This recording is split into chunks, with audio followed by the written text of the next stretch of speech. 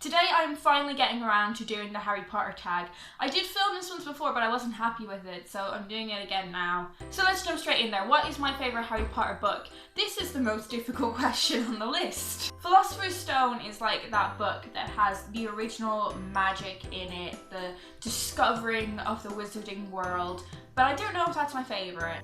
I'm tempted to say Order of the Phoenix because it is the longest book and some of my favourite scenes are in the Order of the Phoenix, like all the stuff with the Weasley twins. My favourite book is not the Deathly Hallows, I know that much. I really like the Half-Blood Prince because it is that like sort of perfect lead up to what is going to happen in the Deathly Hallows. I think I'm going to say Order of the Phoenix. It is the longest book and that is a contributing factor, but also, like I said, it does have some of my favourite scenes with the Weasley twins in them. But my favourite Harry Potter book changes every single time I'm asked this question. Next question is, what is your favourite Harry Potter movie? And again, this is really difficult and I will give a different answer every time I'm asked this, but I think I'm gonna say The Prisoner of Azkaban, which is what a lot of people say. I think The Prisoner of Azkaban stands out for a few different reasons.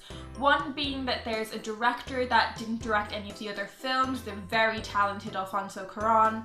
He has a very artistic way of shooting things, and I think what he did with nature in the cinematography of that film was really amazing. The reason I didn't mention Prisoner of Azkaban for my favourite book is because I knew it was going to be my favourite film, but one of the reasons I enjoy it so much, it is sort of a hinge point of the series where they start becoming teenagers, I suppose. Like, they're not children anymore. You are introduced to so many new characters like Lupin and Sirius Black and Peter Pettigrew.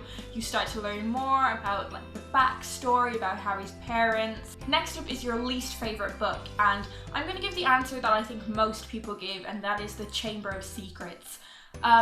I actually really enjoyed the film adaptation of Chamber of Secrets because it got rid of a lot of the stuff I didn't enjoy about the book, and what I didn't enjoy so much about the book was sort of the last time on Harry Potter like recap. I found a lot of the book was sort of going back to the Philosopher's Stone and reminding the reader what happened. Parts of the books or movies that made you cry.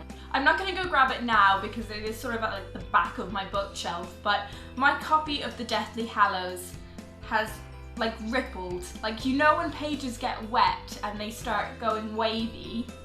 On the page where Fred Weasley dies, floods of tears. I was so upset, I was inconsolable, I was a mess. But I didn't cry about that in the film because they gave it absolutely no attention whatsoever. I don't think there are any parts of the films that I cried at. I didn't cry at Dumbledore, I didn't cry at Dobby. I think the reason I didn't cry at Dobby was because I felt a huge amount of pressure that I should have been crying, and that just sort of made me not cry. I don't know. If you could hook up with any Harry Potter character, who would it be? A lot of people change this question to if you could hang out with any Harry Potter character, who would you be? But I'm not going to do that. Oliver Wood. Hands down Oliver Wood. Favourite Harry Potter character? I think this is a really difficult decision to make because there are characters that I love for so many different reasons and it doesn't feel right to pick a favourite. But I think I'm gonna go for Hagrid. A lot of people say like, oh, Lupin was the father that Harry never had, Sirius Black was the father, Arthur was... No! Hagrid was the father that Harry never had. Hagrid was the best father figure that Harry had. He was so protective of him and he was so sweet and so kind-hearted.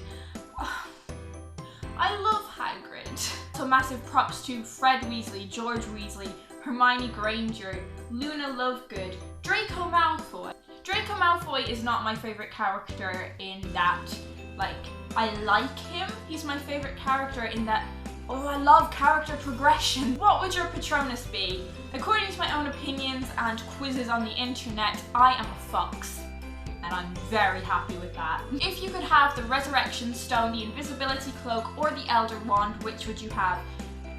I paid attention in the books. The Invisibility Cloak. Either have none of them or the Invisibility Cloak because the other two just lead to a lot of crap.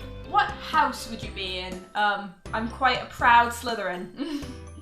As I've got older, I feel more like Slytherclaw, so like Slytherin and Ravenclaw, but my heart belongs to Slytherin. If you could meet any actor from the series, who would it be?